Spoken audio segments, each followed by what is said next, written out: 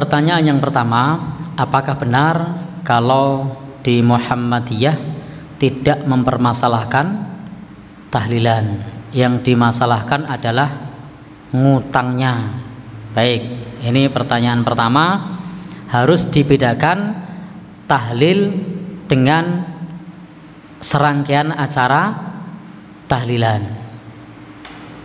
Nanti teman-teman bisa merujuk ke majalah Suara Muhammadiyah sebagai suara resmi dari Persyarikatan Muhammadiyah. Di majalah Suara Muhammadiyah sudah sering dibahas tentang bab ini. Jika yang dimaksud adalah tahlil, maka ini tidak ada yang menolak. Tidak ada yang menolak. Bahkan kita dianjurkan untuk mengucap tahlil. Bahkan siapa yang akhir ucapannya adalah tahlil, maka masuk surga. Man kana akhiru kalamihi la ilaha illallah dakhalal jannah. Barang siapa yang perkataan terakhirnya adalah la ilaha illallah, maka akan masuk surga. Demikian pula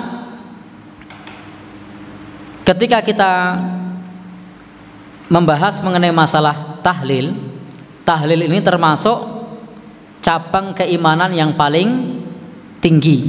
Itu adalah la ilaha illallah. Kemudian juga ini termasuk zikir yang paling utama. Jadi tahlil itu adalah zikir yang paling utama. Tetapi beda jika yang dimaksud adalah tahlilan dengan serangkaian 7 hari, 40, berapa lagi? 100, 1000, setahun, 2 tahun. Maka silahkan teman-teman nanti bolehlah googling tentang bagaimana pendapat Persyarikatan Muhammadiyah tentang tahlilan. Kasih kata kunci Suara Muhammadiyah. Misalnya Suara Muhammadiyah tahlilan. Itu sudah banyak dimuat di situ. Sehingga saya tidak perlu banyak menjelaskan. Di situ dijelaskan bahwasanya itu ketika menggunakan hitungan hari tadi atau formasi format yang seperti itu tidak pernah dituntunkan dan dicontohkan oleh Rasulullah Shallallahu Alaihi Wasallam, dan Muhammadiyah tidak mengamalkan itu.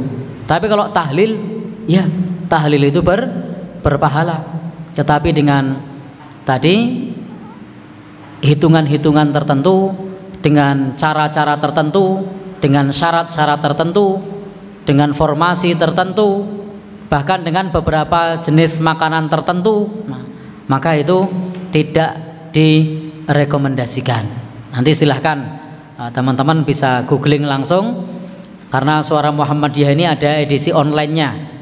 Nanti bisa diketik Suara Muhammadiyah tahlilan begitu. Nanti sudah ada fatwa-fatwanya di situ.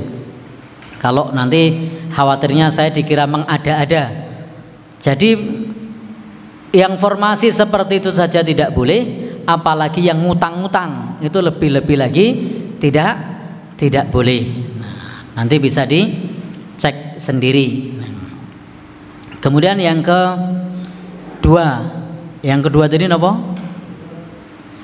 Baik, tentang kunut.